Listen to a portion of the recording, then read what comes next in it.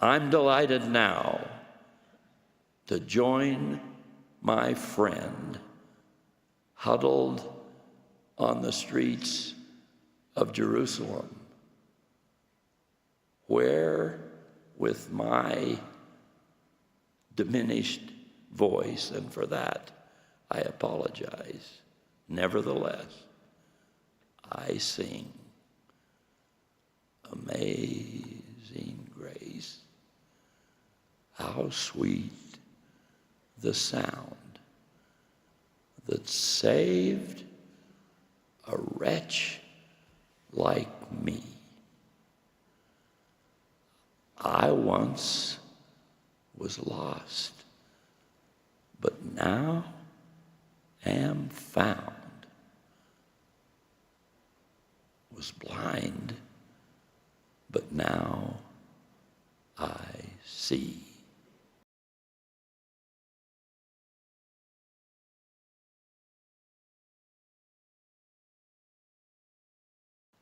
Now, my first sight-giving, life-giving encounter with real evidence of truth did not come with anointing clay or in the pool of Siloam.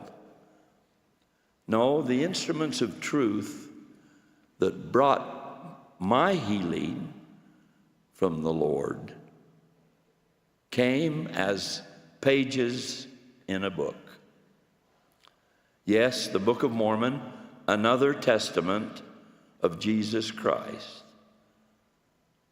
And the claims about this book have been attacked and dismissed by some unbelievers, the anger often matching the vitriol of those who told the healed man that he could not possibly have experienced what he knew he had experienced. I was blind, and now I see.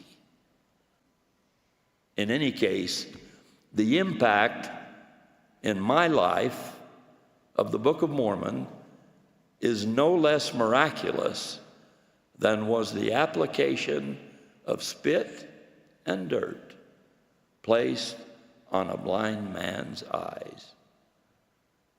It's been for me a rod of safety for my soul, a transcendent and penetrating light of revelation and illumination of the path I must walk when mists of darkness come, and surely they have, and surely they will. Now, brothers and sisters, I came to my whole-souled conviction that the Church of Jesus Christ of Latter-day Saints is a true restoration of the New Testament church and more, because I could not deny the evidence of that restoration.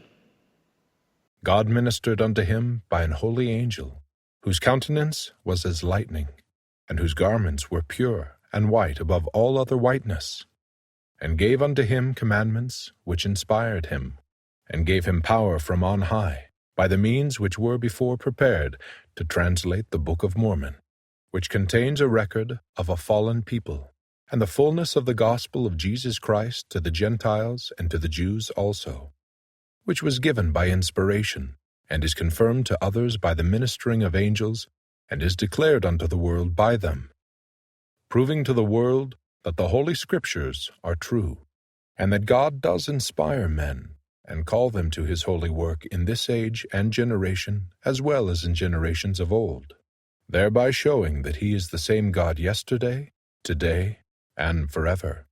Amen. The Book of Mormon offers so much that broadens our understanding of the doctrines of salvation. Without it, much of what is taught in other scriptures would not be nearly so plain and precious. Finally, the Book of Mormon is the keystone of testimony. Just as the arch crumbles if the keystone is removed, so does all the church stand or fall with the truthfulness of the Book of Mormon. If the Book of Mormon is true, and millions have so testified that they have the witness of the Spirit that it is indeed true, then one must accept the claims of the restoration and all that accompany it. Yes, my beloved brothers and sisters, the Book of Mormon is the keystone of our religion, the keystone of our testimony, the keystone of our doctrine, and the keystone of the witness of our Lord Jesus Christ.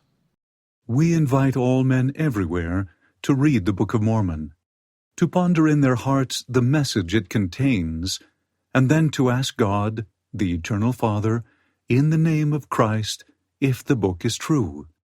Those who pursue this course and ask in faith will gain a testimony of its truth and divinity by the power of the Holy Ghost. Those who gain this divine witness from the Holy Spirit will also come to know by the same power that Jesus Christ is the Savior of the world, that Joseph Smith is his revelator and prophet in these last days, and that the Church of Jesus Christ of Latter-day Saints is the Lord's kingdom once again established on the earth. How grateful we are for evidence to sustain our declarations of truth.